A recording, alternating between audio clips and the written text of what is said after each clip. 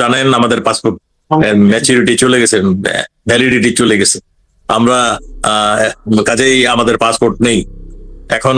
তারা কি মানে আমাদের বর্তমান বাংলাদেশ সরকার আমাদের পাসপোর্ট দিবে কি দিবে না সেগুলো তো আমাদের জানা নেই। আমাদের মাননীয় প্রধানমন্ত্রী, আমাদের সাবেক প্রধানমন্ত্রী, আমাদের নেত্রী যে ডিসিশন দিবেন সেই ডিসিশন অনুযায়ী আমরা অবশ্যই তিনি যেটা বলবেন আমরা সেটাই করব। ধন্যবাদ আপনাকে।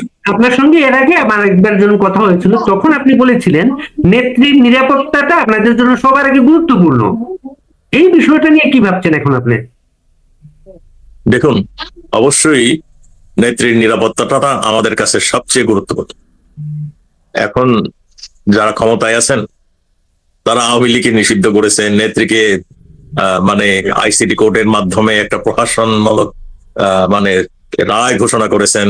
সেগুলি সবই যেমন সত্যি, ঠিক তেমনই তাকে 19 বার হত্যার প্রচেষ্টা হয়েছিল। আমাদের মহান রাব্বুল আলামিন তাকে বাঁচিয়ে রেখেছিলেন, উনি মৃত্যুকে ভয় পান না। আমরা অবশ্যই কনসার্ন তার যাতে মানে স্বাভাবিক মৃত্যু, এই ধরনের মৃত্যু যাতে না হয়, তার মৃত্যুটা যাতে স্বাভাবিক মৃত্যুই হতে হবে, এটাই আমরা আশা করি। আমরা সেই জন্য যত ধরনের প্রচেষ্টা, আমাদের যত ধরনের যোগাযোগ, সেগুলো তো আমরা করবোই। কিন্তু কথা হচ্ছে আমরা আমাদের মাননীয় নেত্রী, আমি আগেই বলেছি, তিনি দেশকে ভালোবাসেন, তিনি দেশের মানুষকে ভালোবাসেন। আজকে দেশের মানুষ যেই মানে মহাবিপদে আছেন, সেই জন্যই তিনি দেশে ফিরে যেতে চাচ্ছেন, এই মানুষগুলির পাশে দাঁড়ানোর জন্য, এই মানুষগুলিকে মানে আবারও সেই আগের জায়গায় ফিরে নেওয়ার জন্য। কাজেই পাসপোর্ট পেলাম কি না পেলাম সেগুলো আমাদের মূল লক্ষ্য নয়। আমাদের মূল লক্ষ্য হলো উনি ডিসিশন যেটা নেবেন সেটাই আমরা মানে পালন করবো। মুক্তিযুদ্ধের বন্ধু দেশ ভারতে আপনারা আছেন, 71 সালেও আপনাদেরকে তারা নিরাপত্তা দিয়েছিল, সব ধরনের সহযোগিতা দিয়েছিল। এখন কি দেশে ফেরার জন্য তাদের থেকে কোনো নিরাপত্তার কথা চিন্তা করেন আপনারা? দেখেন, ওনারা তো সবসময় আমাদের সবসময় ওনারা আমাদের মঙ্গল কামনা করেন। আমাদের দেশও একটা সুন্দর দেশ হোক, এইটাও জানেন। আমাদের এই দেশটা একটা সুন্দর দেশ হয়ে গিয়েছিল, সেইখান থেকে আমাদের আছে কোথায় নিয়ে আসছে সেগুলো যেমন সত্যি, তেমনই আমাদের এই বন্ধুপ্রতিম দেশ আমাদের দেশকে সবসময় ভালোবাসেন। আমি আগেই বলেছি, তাদেরও প্রায় 15,000-এর কাছাকাছি সোলজার আমাদের এই মুক্তিযুদ্ধের সময় তারাও রক্ত দান করেছিল, তাদেরও রক্ত ঝরেছে। তাদেরও আমাদের দেশের প্রতি তাদেরও একটা যথেষ্ট প্রাণ রয়েছে, যথেষ্ট ভালোবাসা রয়েছে, এবং তারা সবসময় সেই জিনিসটি স্মরণ রাখেন। এবং স্বভাবত কারণেই নেত্রীকে তারা তার সিকিউরিটির ব্যাপারেও তারা চিন্তা করেন। ধন্যবাদ আপনাকে। আমরা শেষ একটা কথা, আপনাকে 2 বছর আগে জুলাই মাসে আপনি বাংলাদেশের স্বরাষ্ট্রমন্ত্রী ছিলেন। কত ছোট থেকে কত বড় ঘটনা ঘটে গেল, এগুলো এখন কিভাবে মূল্যায়ন করেন? মানে এখন কি ঘটনা ঘটে যাচ্ছে সেইগুলি কথা বলছেন? না, ওই সময় আপনার চোখের সামনে ছোট একটা ঘটনা কত বড় হয়ে গেল তখন, যখন আপনি স্বরাষ্ট্রমন্ত্রী। ছোট ঘটনার পিছনে তো অনেক কিছু ছিল। স্বয়ং ইউনূস সাহেবই তো বলছেন এটা মেটিকুলাস প্ল্যান ছিল। এটা এবং অন্যান্য যারা আজকে ক্ষমতায় বসে রয়েছে তারাও বলেছে ওটা তো সামনে ছাত্রদেরকে আনা হয়েছিল, তাদের মেইন উদ্দেশ্যটাই ছিল আমাদেরকে কিভাবে মানে ই করা যায়, ক্ষমতাচ্যুত করা যায়। এটা ক্ষমতাচ্যুত লড়াই ছিল। এটা আপনারা সবাই জানেন, আপনারা সাংবাদিক, আপনারা সারা পৃথিবীর খবর জানেন। আমি আর খোলাসা করে কিছু বলতে চাই না, আমি শুধু এইটুকুই বলতে চাই,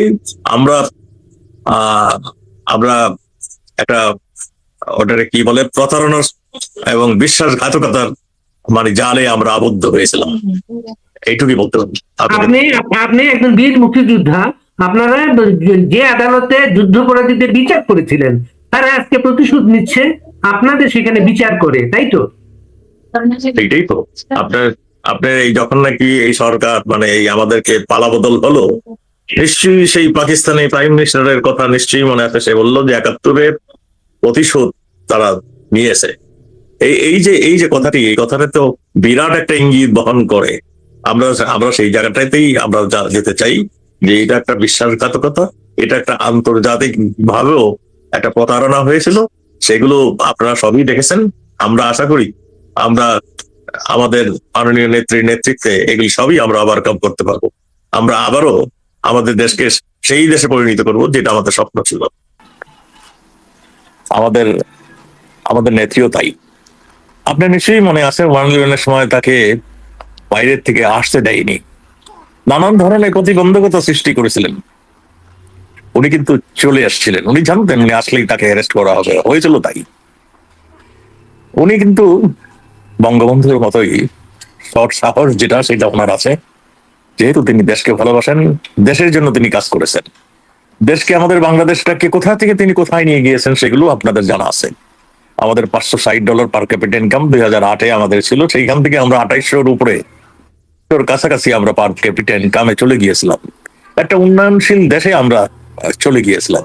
সেই সেই সমস্ত কথা এখন তো মানে ইতিহাসের মতন হয়ে গিয়েছে।